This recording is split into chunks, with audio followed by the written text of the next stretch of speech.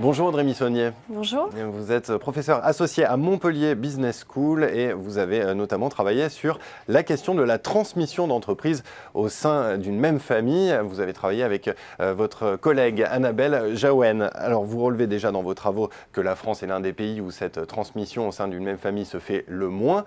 Mais plus spécifiquement, vous relevez aussi que ce sont avant tout les héritiers et non les héritières qui ont tendance à reprendre les rênes des affaires familiales. Alors déjà, comment est-ce que vous expliquez qu'il soit si difficile, ou en tout cas plus difficile, pour les filles de reprendre cette affaire familiale ? Alors, simplement, avant de vous donner quelques raisons pour expliquer ces difficultés, il est important de souligner qu'il y a une tendance vers quand même une reprise des filles par les entreprises familiales. Ces dernières années ont été marquées par des très belles reprises d'entreprises très prestigieuses par des filles, notamment par exemple les Cuisines Schmitt ou les Galeries Lafayette. Alors maintenant sur les facteurs. Voilà. Alors on peut énoncer deux grandes raisons qui peuvent expliquer pourquoi en fait les filles sont quand même encore largement minoritaires pour reprendre l'entreprise familiale. La première raison, c'est la faible socialisation des filles, comparaison faite aux fils. Donc ce qu'on appelle la socialisation, c'est la préparation consciente et inconsciente dès l'enfance, préparer l'enfant à ce qui se positionne comme un futur héritier et donc un successeur naturel. Et cette préparation dès l'enfance, en fait, crée un engagement de l'enfant envers la famille et donc envers l'entreprise familiale. Et cette socialisation, cette préparation est clairement moins présente chez les filles. Donc en fait, on constate après comme un cycle un peu vicieux, c'est-à-dire que quand bien même la fille serait amenée à reprendre l'entreprise familiale, en fait, elle n'a pas forcément cette légitimité au regard de la famille, au regard des salariés et aussi au regard d'elle-même, parce qu'elle n'a pas été préparée et présentée comme un successeur naturel. Donc ça, c'est la première raison. La deuxième raison, c'est un désir de protection. Alors ce désir de protection, il est très intéressant parce qu'il va dans les deux sens. Il y a un premier désir de protection que l'on constate chez les parents au regard de la fille plus que du fils, c'est protéger la fille, lui éviter en fait la vie qui peut être particulièrement parfois difficile, stressante, qu'implique la reprise et la gestion de l'entreprise familiale. Donc ce désir de protection des parents envers la fille. Et inversement, on constate aussi ce désir de protection de la fille envers le père.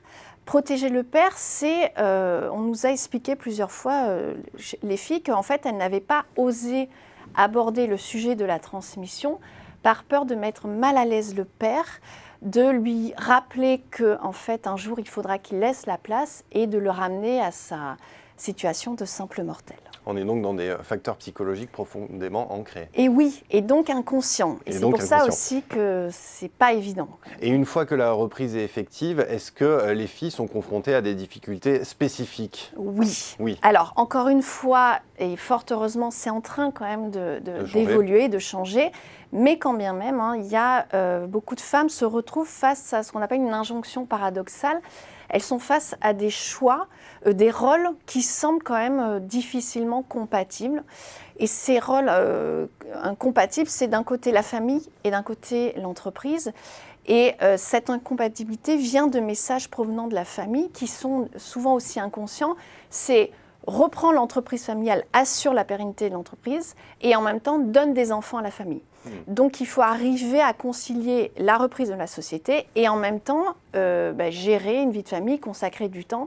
Et cet équilibre-là, on le sait bien, est parfois quand même compliqué.